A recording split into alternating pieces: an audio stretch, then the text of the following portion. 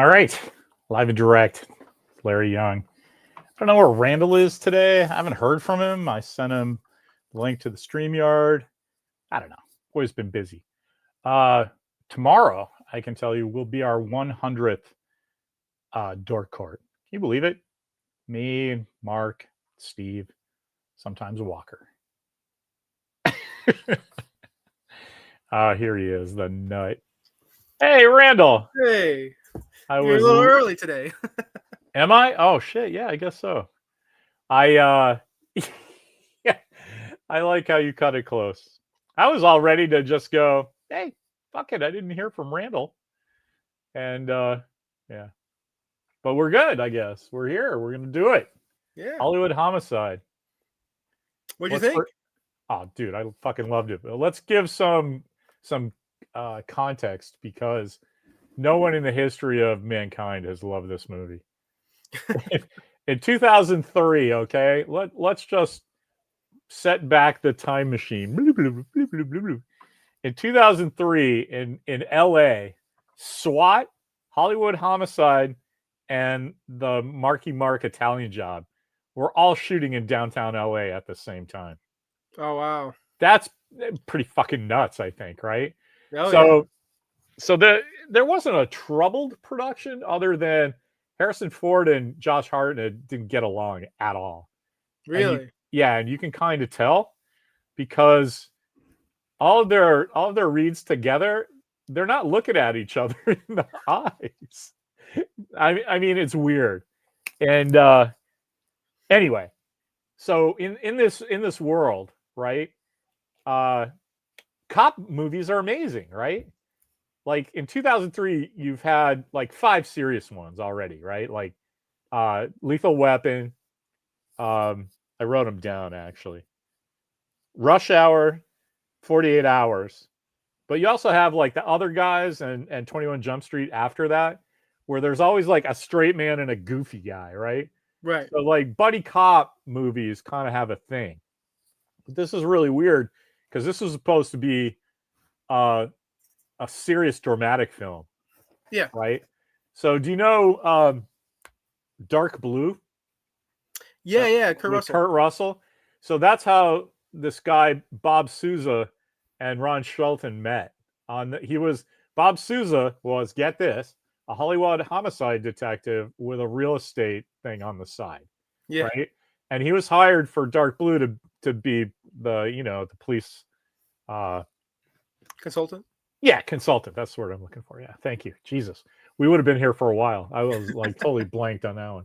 He was hired to be the police consultant, and so while they're shooting that stuff, and take whatever line, they start rapping, and so Shelton goes, "Oh, well, we have this script that I don't know what to make heads or tails of," and it was supposed to be like a real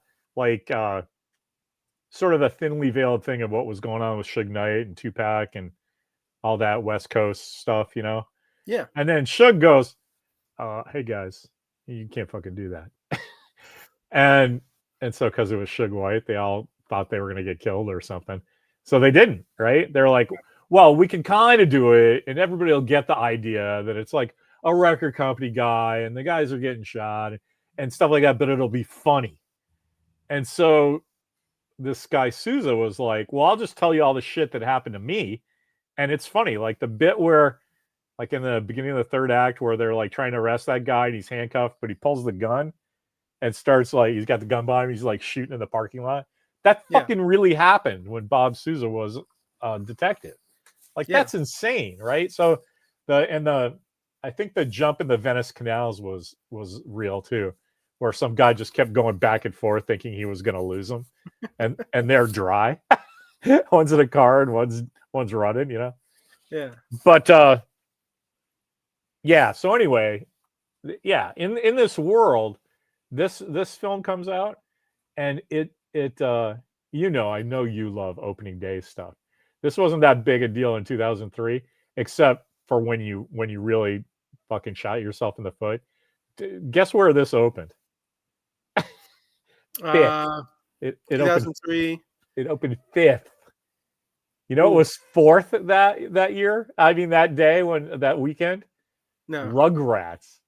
Fucking Oh, Harrison jeez. Ford got and Josh Hartnell, who was like big deal dude at the time. He was in 30 Days of Night. He was in Pearl Harbor, of course. He was in one other big Yep. one. Oh, The Faculty. Yep. And so he was Faculty, like big. Halloween, H2O. Yeah, but so he's a big teen heartthrob guy. Oh yeah. And you think, oh yeah, put him with grumpy ass Harrison Ford, and you got the classic buddy cop thing. Yeah. Except grumpy old dudes don't care about flavor of the month, and 25-year-old fucking dudes are they're even giving Josh Hartnett the complete benefit of the doubt. You have to fucking hang in every scene with Harrison fucking Ford. You know what I mean? So you're going to be intimidated at the very least. Yeah. Right. I keep thinking about when I was 25. If I was a professional actor and everybody loved me and my next film was going to be with Harrison Ford, yeah, I would just cry. I wouldn't even take the job. I'm not ready yet to hang. You know what I mean? I mean, if the opportunity knocks, like even if it's going to be a bad movie, I'm like, I don't blame him at all. No, Yeah. of course. I'm just saying me, but that's because I'm 62 and I know what I was like when I was 25. Yeah. I would just, no way. So in this world, right, they start shooting. Their script is kind of half-assed because it's half drama but half comedy, and I don't know. And so it didn't really have a chance in the ticket buy-in world at the time. You know what I mean? Like, because nobody fucking cared. Who is the writer for Kiss Kiss Bang Bang? Shane Black. Shane Black. That's what that movie needed. It needed Shane Black. I think every movie needs Shane Black. Yeah. He's one of my favorite writers. I love Oh him. yeah. I mean, I felt like there was elements, like I think the style they were trying to go for, especially the back and forth between the two characters. I was like Harrison Ford was bringing it. Josh Hartnett, I don't think he was phoning it in, but at the same time, I don't think he was given the best role or the best lines. I think he was just a pretty face. And then Harrison obviously carried that film, and it was just one of those. And then it was just filled with tons of cameos. So but so that's what I was gonna say. I think that back then, I think that your response is what everybody thought. Yeah. But in 2025, that movie is great. It's not a great theatrical film. I said on my Facebook, I don't know if you saw it. It's the best TV movie I've ever seen. Yeah. Because it apparently cost $75 million to make. Oh my god. And I don't understand that at all, because you're just pointing the camera outside. I'm sure 20 million with Harrison Ford. Part of it's Harrison Ford, right? Like part of it's the cast, right? And part of it's probably permissions to shoot in LA while all that other shit is going on. And plus there's Hollywood accounting, But seriously, that movie starts off not being able to make its money, right? Because there's no way. That's not a summer blockbuster movie, which is when they released it, June 13th. I looked it up because I was like, if this is a summer movie, of course it tanked. But if this is a February or August movie, like I don't get it. And so I looked and it was like June 13th. And I was like, okay, guys. Like, they were riding on Harrison Ford big time. I mean, I know. And so that's what I mean. On paper, I get why they did this. But just like everything lined up against this movie. And wait, we got Chris Sagasai. Got me a Randall special for dinner tonight. The McRib meal. We ought to send a link to McDonald's and go, hey, there's some marketing opportunities for you, McDonald's. Let's make a brand new meal named after me, the McRandall. No, they want you to like dress up in like their, some kind of cool costume like Ben Affleck and Matt Damon had for Duncan. Oh yeah. Yeah, we'll make you some. You know what? You can. There's probably some race car suit that has a McDonald's logo on eBay right now. Nice. What size are you? Like extra large or something? Yeah. Yeah. Okay. Christmas is coming. We'll see. Just making like show up and like sit in the thing. Like I really used to like Star Wars, but I had to watch it with this thing. Anyway, put on some shades. Yeah. So yeah, so I fucking love this movie, but because I am an old man who lived through the coronavirus, and I'm really used to watching stuff on my 100-inch TV with my sound system that's better than the fucking multiplex down the street, right? So watching a Harrison Ford movie I've never seen before, I loved every bit of that movie. Fucking Anthony Mackie is in it. Yeah, yeah. I How looked that about up. That's that his. Captain America 4 reunion, right? Oh yeah, that's true. I remember some press during that, and he said, "Oh yeah, I already worked with Harrison Ford one time in Hollywood Homicide," and that just left my head. I'm like, you didn't work with Harrison Ford. You were in the same movie with him Yeah. for 10 seconds. Well, Anyway, what's funny? He said that there was a scene which obviously wasn't in the movie, so it was probably an alternate scene or a deleted scene. But he said that he was in the trunk of a car that Harrison Ford like opened up. So if okay, you watch the movie, you see like his character gets shot, killed, and then burned alive. Not burned alive, burned. Just his body's burned as he's dead to cover the tracks. So it had to have been like that's the thing I love about movies. Also, like how cool is it if you're an actor and you're one of the stars of the movie and you get to do all these scenes that don't make it into the movie? You know about it, right? yeah, But the majority of the world doesn't know about it. And it's yeah. like that's kind of like your experience. Like this is for me, right? Like and Mhm. like you could probably tell your friends and family, oh, there was this really great scene, but didn't make it in the movie. It's like just the Actors don't care, man. you don't think so? No, not at all. That's it. Why would you? Why? That's like, oh, so like half the actors don't even watch their own performances. It's just a job, man. It's true. That's true. Um, I guarantee you, like Harrison Ford doesn't care. Oh no, Harrison, But of course not. I mean, uh, gosh, at he lunch, I'm he's sorry, but like speaking to your point about like the actors care, at lunch today, I was watching some behind the scenes stuff with the Mole Man from the new Fantastic Four thing, yeah. and there's a whole like bit where they're in the underworld, and there's have you seen it? Like Sue goes to see him down in Subterranea and kind of fucks with him a little, Okay. and they have like kind of a conflict, but then it's revealed that like he has like this giant soft spot for her, and he Yeah. has to just be angry because she's a surface dweller, but he actually likes her, Yeah. and so she's about 6 months pregnant, and so she has like a maternity dress Fantastic Four uniform. They shot all this shit, man, and then Yeah. there's this great um, reveal. It's like it's not an establishing shot because it's later in the scene, but it's this big reveal of like what Subterranea is, and they have these great big gates as you enter, and there's cool statues of all the Subterraneans holding up something, like they're holding up the world, Yeah. and like none of that's in the movie, Yeah. right? Yeah. Nobody goes, "Oh my god, this." It's not in the movie because you don't need it, right? But you build all this stuff and it looks great in the script, and you're like, okay. But then when you start cutting it together, you don't need it, and that's Yeah. why movies are $75 million, right? Of course. Yeah. But That's like anyway, so how the dead extra guy, day player with 2 lines, goes out. Oh, am I looking at him in the trunk? Oh, are they burning his body? Yeah, that's probably smarter. They probably shot a couple things to see what worked good or yeah. better. Anyway, sorry, that was my rant, because that whole thing is my favorite line in the movie, because it's about halfway, right? It's definitely act two. They've done all the setup and stuff is starting to go down. So it's definitely the middle of act two. But somewhere. I'm good to the minute trying to Yeah. figure out, well, when do you reveal that? But it's when Harrison Ford is like, I'm gonna stay here and do some fucking detecting, and you take your 25-year-old ass and go to the morgue. He's like, oh, I hate dead bodies, and there's that whole thing.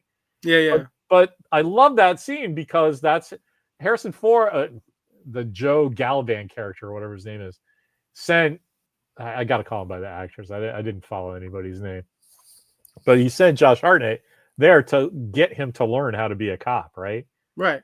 And then what's he do? Does a little detecting. And I wrote it down. I thought it was so funny. He goes, Jesus, Willie, I think these guys shot those guys, you know?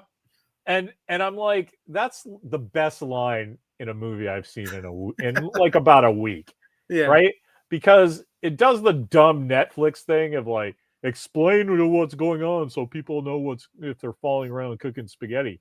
Yeah. But it's not. It's like 100% adding to the character development, right?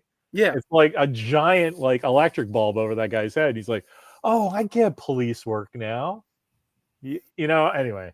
Because he like found the earring. Yeah, And yeah. then he Yeah, the tells whole the thing. guy, like, let me guess, shoe size. And they're like, yeah, how did you know? And then that's when he does that line. Yeah, he's like, I think these guys shot those guys. Hey, Willie, Jesus. No, he says, Jesus, Willie, I think these guys killed those guys. I don't know. I just really liked it. I thought that's when I bought in, right? I was just like, oh, this is such a yawner. And I have a feeling that just carried the 2003 audience the whole movie. Yeah. Like nobody got that turning point scene, right? And if you think about it, like, did you watch it today or yesterday or just I now? literally just finished the movie like 10 minutes before we Just started. now. You've been doing that. You're working so hard. It's like, yeah, man. Yeah. I don't talk about the end. I didn't see the last 20 minutes. Well, what's messed up is I usually use my PS5 to watch it, but there's been some playback issues. So I was gonna call Fandango at home and kind of like complain, like, "Hey, I'm not able to watch the Pink Panther films. I'm not able to watch this. Some playback error." Obviously, it works on my phone. I can watch it on my phone, but I'm like, I'm not gonna watch it on my phone. I want to watch it on my TV. So I basically just turned on my Xbox to see if it would work on my Xbox, and it worked great on my Xbox. So I was like, okay, sweet. I'll just watch it now. But yeah, I've been working so much. Like I didn't get out of bed until 12:45 p.m. today. The goal was to get out at 10. So I'm like, already I'm about 2.5, almost 3 hours behind. 3 hours behind, yeah. Yeah. I was supposed to go pick up my medicine today. By the time I looked at my GPS, I'm like, I'm not going to make it there in time. I'm just going to go get some groceries, come home, eat, watch the movie. And well, here we are. Dude, I totally appreciate you just because this is just fluff and having fun. I appreciate it. I know Sag appreciates too. It's because we're old men, man. We love listening to what you have to say about these old things. And especially this movie because like in 2003, it tanked. I think if you put that exact movie out now, it wouldn't. It wouldn't be a summer blockbuster, but it'd be good. It'd do well. 2002, 2003, I watched a lot of movies in the theaters. And I remember I saw the trailer for this and I was like, oh, this looks like it could be a fun film. So in my mind, I had every intention of going to go see it. I just never got around to it. I must have watched something else instead that came out that weekend, baby. No, I know what my problem is. I had that exact experience. And I was like, fuck Josh Hartnett. It's not that guy's fault, right? Yeah. It's just I did not care. I was in 2003, like I'd been married for 7 years. You know what I mean? Yeah. Like I don't give a fuck about what some 25-year-old kid is doing as a detective in Hollywood. Yeah. I just did not care. And I think I even knew that Ron Shelton directed it. But in 2003, I don't even being a giant Kurt fan, I don't think I knew about the movie right before for the same reason, right? In 2002, 2003, I was full on doing the comic publishing. Oh, yeah. So I wasn't really going to movies unless it was a giant blockbuster or Mimi wanted to see it, I could have sworn I was you back then. When you're young, you got to hustle, man. Yeah.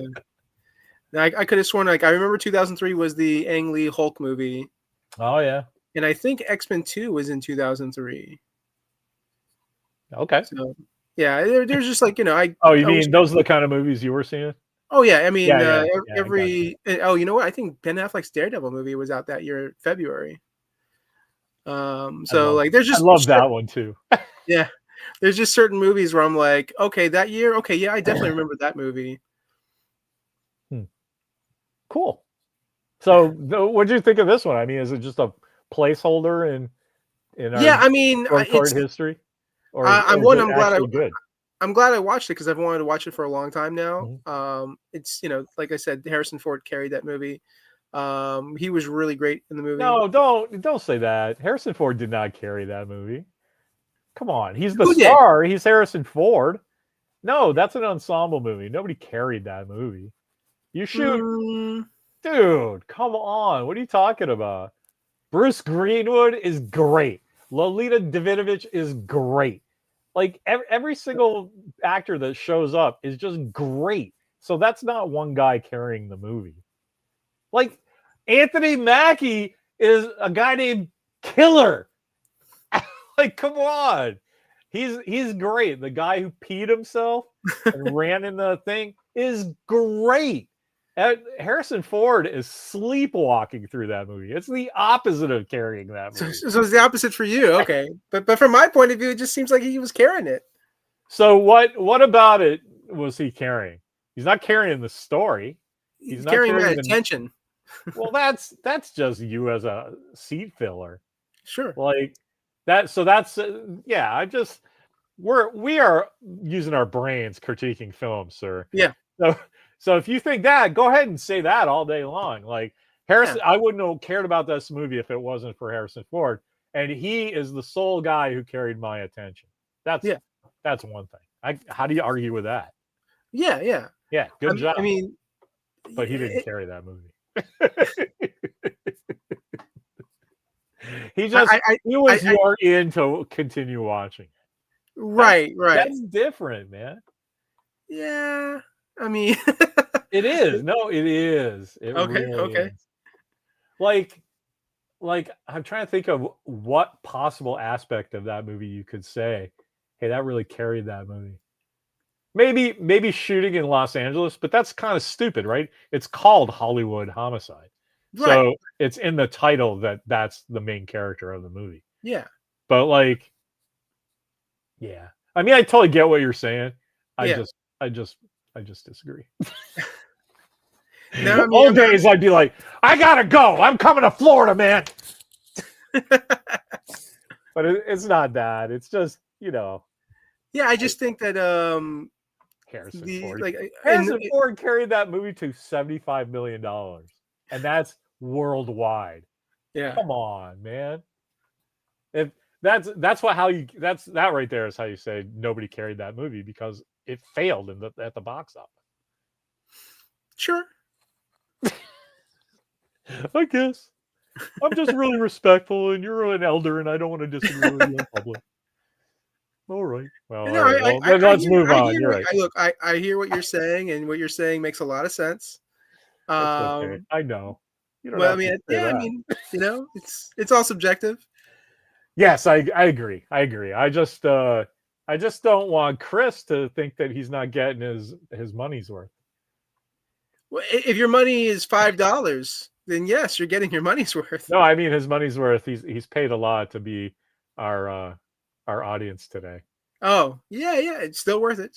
Hey, Sagasag, seriously, if tomorrow Mark and Steve and I are doing our 100th episode, so if you want to like shoot something on your phone and send it to me, like it's like, I'd just like to congratulate Harrison Ford on his 100th birthday. I'll post it tomorrow. That'll be funny. Nice.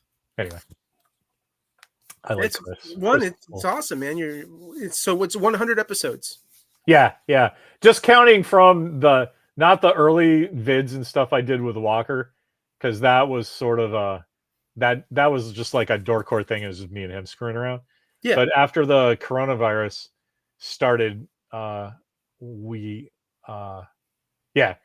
and Steve and I started. We couldn't hang out anymore, so we were like, that was a cool way to hang out and talk about shit. So yeah, starting from those, it counts the Star Trek ones too. But did you guys ever do like an origin episode, like basically just going all the way back to when you guys first met and first became friends? No. That would be a cool retrospect for the 100th episode. I used to. We all hung out at the same comic store. That's the secret thing to that. And I got along with them because they're cool guys. Yeah. And Mark and Steve moved to San Francisco from New Jersey together, so they actually have known each other since high school. And Steve has known his wife since 9th grade. He has never. I was gonna say he's never dated anybody else, but he did once. They were on break for a while, and then I can't go into it. It's not my story to tell, but someday you should ask him about the one other girl he's ever dated. She went on to become a famous actress. She's well known in her field. Let's put it Okay. that way. Okay. Yeah, but you know, so's Lauren.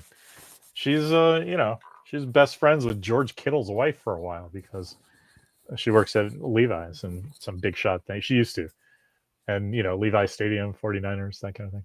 Oh yeah. So yeah, Steve, and if you have to have only two girls date in your dating history, he did great. Top mark, Steve. We should probably move on because that's somebody else's personal life, right? Yeah. Sure. But I think we kept it into a polite conversation. I think we did. Yeah. Anyway. Well, no, again, congratulations on the 100 episodes of Dork Court. I look forward to 200, 300, even to 1,000. Issue one. Thank you, man, and thanks for all your. I mean, you're holding up the end, man. Probably in the last 6 months, you are probably half of them, right? So yeah, I hope so. That'd be you're cool. helping that Dork Court thing keep going. So yeah, I don't know about 1,000 episodes of this. It's going to be me going, fucking Star Trek still sucks. Can you believe it? You know, something like that. I don't know. You know what? It's you know what? It's all on Walker's shoulders, right? Like maybe he's going to do something exciting here in the next 5-10 years, and you're like, 1,000th episode. My son just accomplished this, and we're doing a special Dork Court episode. Let's check this out. He'll the world will. I won't have to. The world will know. He's crushing it, man. I'll tell you offline. I had a pretty good idea for the young man for Christmas. Nice. I'm making him a little something he's gonna love. Yeah, that's all I got for Hollywood Homicide. Yeah. Well, who's your favorite cameo? Well, I see. That's the thing. I didn't really watch it for cameos. Like, I did think it was really cool that Gladys Knight and Smokey Robinson, and I think there was one more from the old Motown music, were there with all the then modern hip hop guys. Yeah. Like Master P was in it, right? Yep. I'm not great on hip hop. I'm too white. But yeah, I saw Master P and there was somebody else I recognized. But I'm too old. But so there was something there, and if I had to guess, that's probably the leftover from when it was a thriller and it was going to be more serious. Yeah. Because that's a crazy thematic thing that you want to do, where like, here's what happened to the guys in the 60s, and that same goddamn shit is happening in the present day to those guys. And then you get people that represent both sets, the modern guys and the old guys from the real people. And so that has a thing for people paying attention. But I don't know, because it sounds like nobody paid attention to this movie. Yeah. You know what I mean? Yeah. So like, I didn't even do this. Sometimes if there's a movie that I know either really well and I want to see somebody else's opinion on it, or a movie I don't know at all, I might go look for press and stuff about what happened. But I started today for like 10 seconds and there's nothing, because, this movie's from 2003. Yeah. So, I mean, if I went to the library, I could probably go check out some, issue of Entertainment Weekly or something, whatever they had. But on the internet, nobody cares about pre, 2010 or so. Right. Maybe, I don't know. Right around the 2003, it seems like there should have been something, but people weren't really doing that. Like, if there was any press, it was the stuff you would see when you went to go see a movie. And then there's the Coke ad. And then, oh, look, Josh Hartnell is telling us what's the new thing that he's doing after Pearl Harbor or whatever. Yeah. Like, do you have that down there? Like, I know AMC does, like, what's her name? Maria Menounos. Yeah. We'll go, here's some trivia about some shit. And here's something that's coming out. Like, so they did stuff like that. Yeah. And stuff on TV, like Entertainment Tonight. And there was another good one, Inside Edition. They do a lot of cool press back then, but like now, right? You do press online, and even if you're doing press junkets, they're like, well, here's Variety's most asked questions on the internet. Yeah. So like, this is definitely a delivery system for movie press. Oh yeah. And it wasn't back then, really. No. yeah, because it was pre-social media. Like when was No. Don't say that. It's because, man, come on. 2003. So my first email for social media was an AOL account, okay, and that was 95. that doesn't count as social media. Dude, AOL was completely social media. Rec.arts was completely on social media. Fucking CompuServe is completely We'll, social we'll, media. we'll call it golden age social media then. Like Well, I'm what talking silver age social media. what's the difference? I think the difference is more people are involved, more are interactive, and there's more video content. Well, that is what I was saying. That the video content wasn't a thing because at best in 95 you had 9600 baud Yeah. connection. So you're not doing video. Dude, you had to No. have a paperback if you were downloading a piece of art you needed, Yeah. which I would do all the time. I was doing the newsletter for Comics Experience back then. Yeah. And Matt Hollingsworth actually sent me the color files for the cover to Preacher #1 to put on the cover, right? Yeah. And that took 17 minutes to download. Yeah. Can you imagine? And it was 72 DPI. And like, I don't know. I do. I remember dial up. Yeah. So yeah, it's not the same, but you can't look at a wagon wheel and a friggin' rubber tire from a Formula One car and not recognize those are both car wheels, right? Right. No, I know what you're saying. I know what So you're saying. so You got yeah, you you got your can't. old jalopies versus, It's not that. It's not jalopy. It's you can't yell at something for being new, right. right? Like, of course, it's not the social media you're used to. And I get somebody like you saying it's the golden age, but it's not. The golden age is now. I can talk to my fucking friend Randall in Florida, you know, and Chris down the street can go, "Hey guys, like I'm eating a McRib," and that's the golden age, man. I think what it is for me, golden age. I always refer when I hear these terms, I refer to it to comics. And Yeah, so, like when you look at golden age, you're looking at like 1930s, 40s, 50s, right? yeah. And Except then that shit was great. yeah, See, the early social media was not great. The early wheels were made out of stone and wood. That's not great. yeah. You know what I mean? So it doesn't. Yeah, it's not. Golden age is the day that everything is great, is awesome. And now we Okay. are. I think Hector Gonzalez was the first guy who said this. That we live in a golden age of awesome for pop culture. I mean, dude, there's a fucking theatrical quality. There used to be a theatrical quality Star Wars show that you could Yeah. watch. You Oh yeah. know, I mean, come on. I mean, that's what I love about in film and television is that I feel like there's still areas of it where you can kind of pioneer and advance. Like I was telling people, like what would have been really great, like because I was a fan of the CW series Arrow, and I was like, you take a show like Arrow, and with a small budget, you could make a theatrical release film of that character and the other actors in that movie. And I think the cool thing they could have done is you have a cliffhanger on a TV show.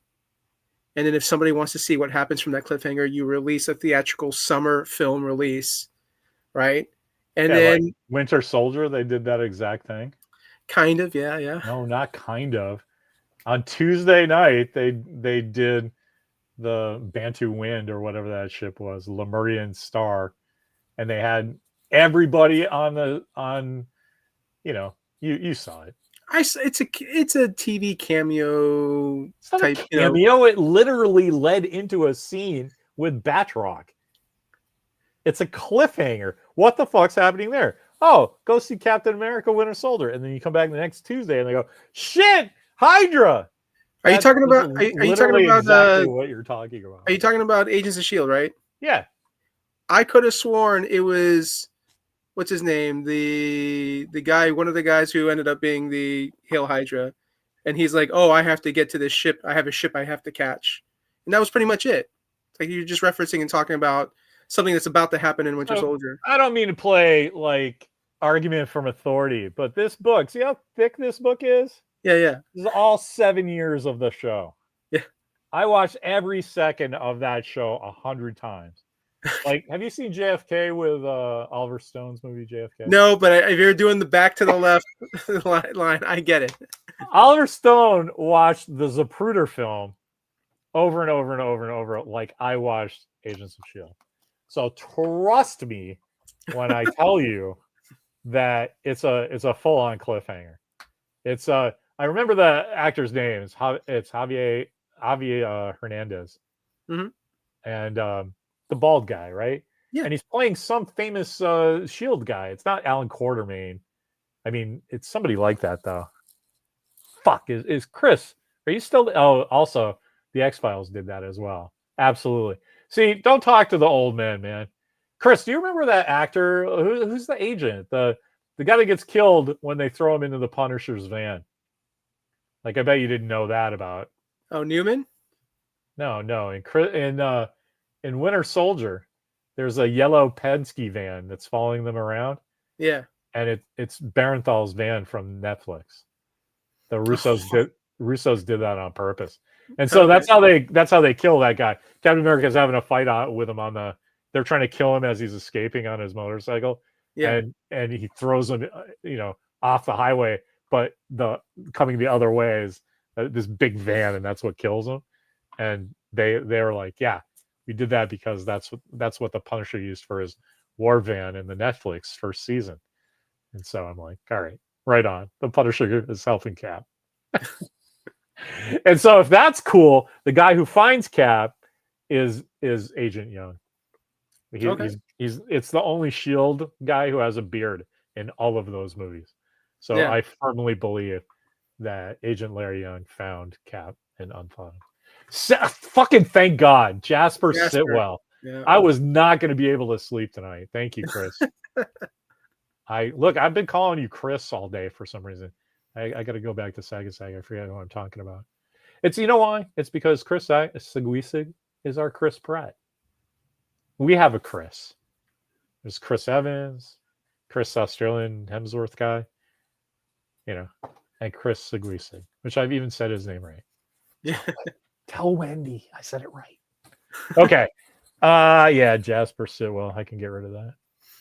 Did we finish everything about Hollywood Homicide? Because I really feel like we only did a half an hour on that. And I think that movie is great. It's spectacularly great. I'm very happy. I think, am I 2 for 2 on this now?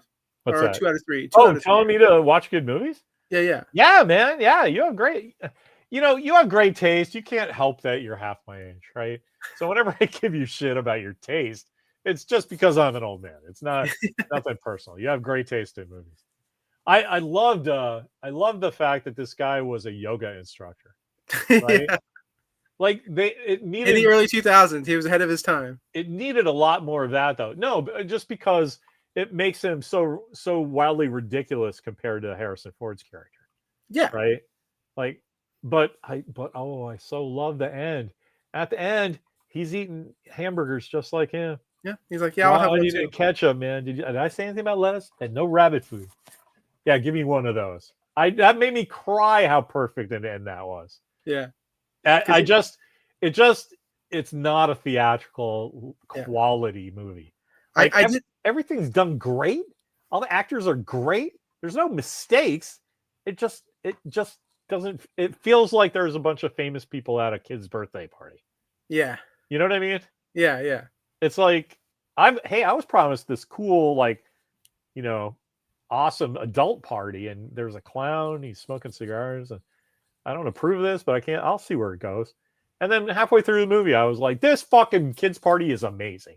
I can't believe that, Gladys Knight is in it. Like, Yeah. what? That was pretty random. Anyway. Well, I mean, I was thrown off when I saw Smokey Robinson as the cab driver. Yeah. I was like, Smokey Robinson? I'm all about Garrett Morris as the cab driver in Ant-Man, though. So Oh yeah, I'm pretty I love Garrett used Morris. to cab drivers. That's where you put your cameo is put some of your actors in a cab. They have to go from this scene to the next scene. Oh, but did I tell you Don Rickles wants to be in the movie, right? Okay. give him a cab and then make Don, DeLuise get in the back or something with a young Chico Escuela. Chico Escuela's in that? Tennis is this Tony? Tennis Channel 007? What? Come on, Tony. He's always changing. He's always changing his name. But Chico Escuela. I'm not familiar with Chico. Me neither. That's why I was like, Tony, tell me what you're talking about. I think I don't know. I'm going to say something dumb, but I think he's like a golfer or something. I will say Isaiah Washington, like that dude. I know is a really good the guy from Grey's Anatomy. Yeah. That's what I kept thinking. It's like he wasn't bad. Yeah. I think when I'm watching the movie, every scene with Harrison Ford, I would see another actor like acting with Harrison Ford, and part of me just thinks, you know what? I bet you that one actor who's doing the scene with Harrison Ford is like, this is so awesome. I'm in a movie doing a scene with Harrison Ford. I love that you think that. I guarantee you that doesn't happen. Yeah. All these guys are fucking, that's what they do, man. Harrison Ford's just the plumber. And then they've hired you, and you're the electrician, and you're putting a house together. Yeah. Sure, there's like, hey, it's Han Solo and fucking Indiana Jones. But the second you say that, he wants nothing to do with you. Yeah. So I mean, Well, I'm not saying that they say to his face. I'm just saying, like, once the movie's done, they're hanging out with other friends. Everyone's a human being, right? Yeah, but yeah. I'm telling you, it's not that big a deal. It really isn't. You should go to Hollywood and hang out. And after a while, you'll be like, all right, I got to answer the phone from Corbin Burnson from TV's LA Law, I guess. I think I would be one of the small percentage of people that would still be wowed every time I would hang out, would work with, or do your job, man. Oh, I would still get. I mean, I'm the type of person. You give me a job, you give me a task to do. I'm going to work on it. I'm going to do my best on it, and I'm going to give you my best and do it. Get the job done. But after it's done, if we're like hanging out, shooting the shit, I'm going to be like, oh man, I don't believe you. It's not going to be after it's done. You're going to like get down, you're doing whatever, and you tie your shoes and you look up, and Harrison Ford's there, and you're like, I'm glad I'm already on my knees, pal, because this is what you deserve for all the joy that your work has done for me. And I mean, I'll tell you what, I am respectful. Like, I remember years ago, John Cena was at a Best Buy. I'm literally behind him in line. And part of me wanted to like just tap him on the shoulder and be like, just say, hey. Wait, you got to tell me who that, I missed who it was. Who is it? John Cena. Oh, John Cena. Okay. Yeah. Well, I would too. I just start rubbing his bicep. I love you. This was at the time when I heard stories of like John Cena kind of like was kind of a grumpy Gus and like, hey, leave me alone. I don't believe it. Early in his career. Early in his career. Well, I didn't care about him earlier in his career because he was just a wrestler. Who cares? Oh yeah. But still, I mean, well, because I think Tampa is known as sort of like a wrestling town. I'm teasing, man. I'm totally teasing. I'm like, I've been really giving Randall a lot of shit this afternoon for some reason. I don't know.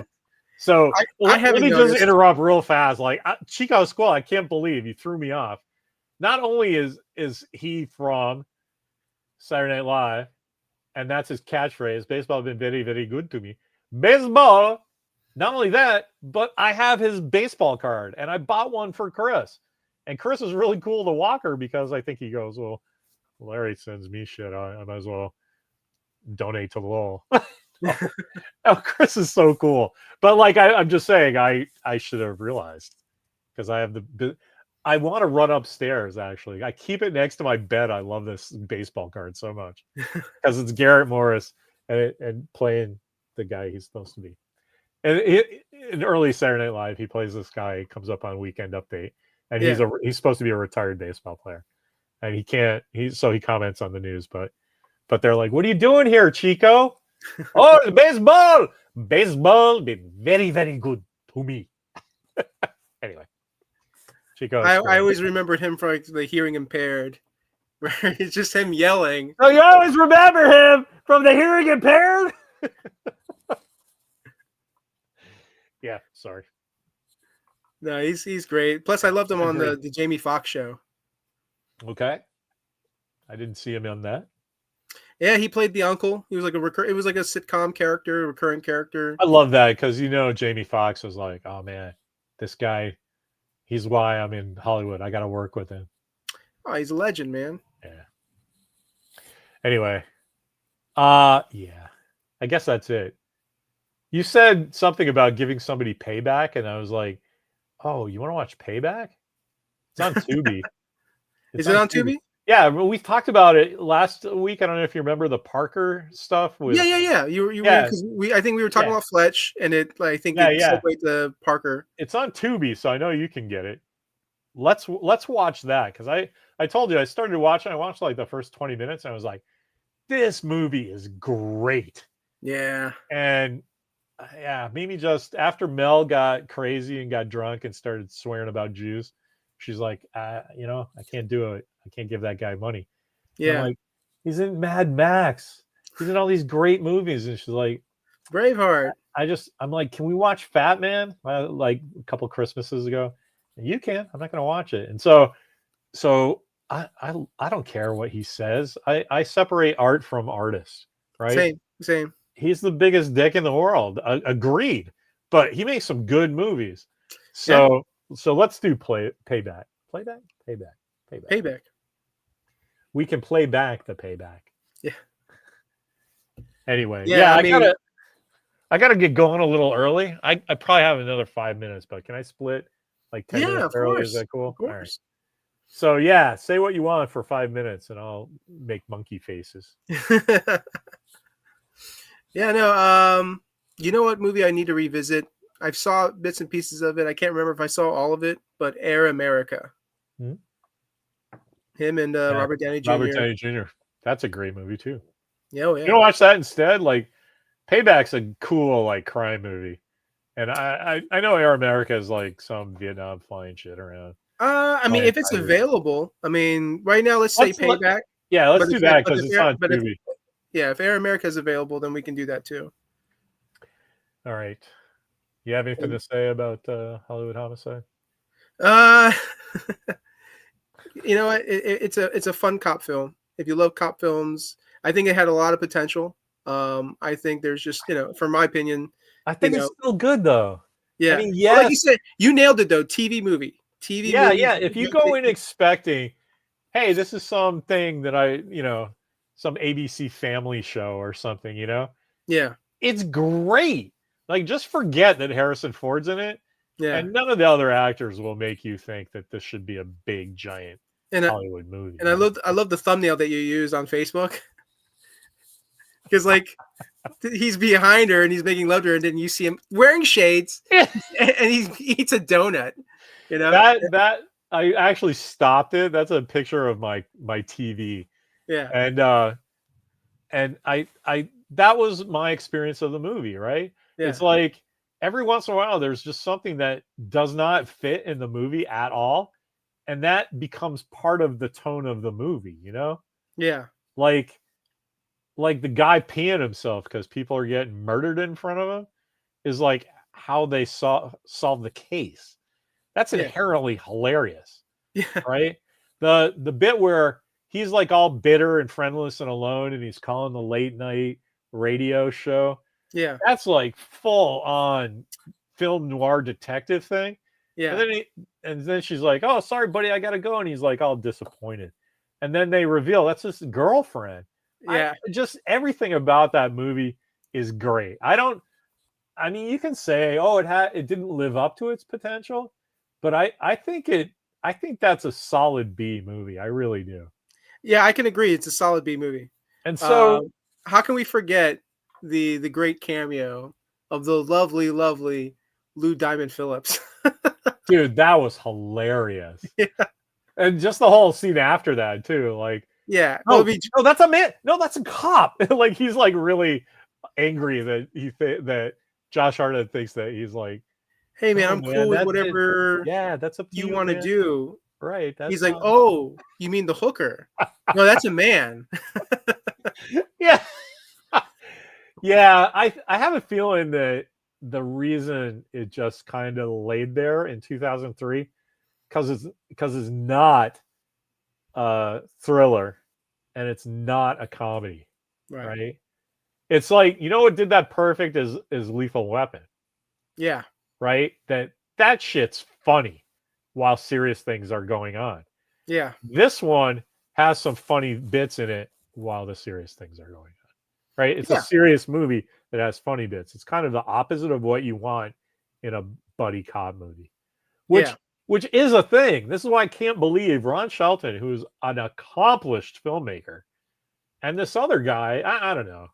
I should have looked him up too, because it seems like if you're doing Dark Blue and Hollywood Homicide, you should be able to turn that into a little something career. So maybe he did, but Yeah. yeah, it just they split the difference and made it 50-50. Like, so you lose the audience there because they don't know what to enjoy, if you know what I mean. Like, Yeah. you can get who to root for, and you can get who's the antagonist and stuff, but you kind of don't get, like, what's the point of this movie?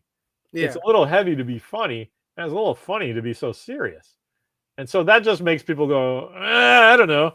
And word of mouth goes into the toilet, right? I wonder if maybe because the movie was originally supposed to be serious and they saw Rush Hour and like, no, we got to inject some humor and comedy into this and make it more like Rush Hour because that was such a big hit, you know. I mean, maybe. And then I halfway know through they it, changed it because of Suge Knight. I remember reading that at the time. He okay. was like, I'm going to kill all you motherfuckers. Oh, And they were like, we he's a know. scary dude. How about we change that for you, pal? Yeah. But yeah, because I you know what? Now that I think about it, this may be the goofiest performance that Harrison Ford has given. He starts dancing, man. Yeah.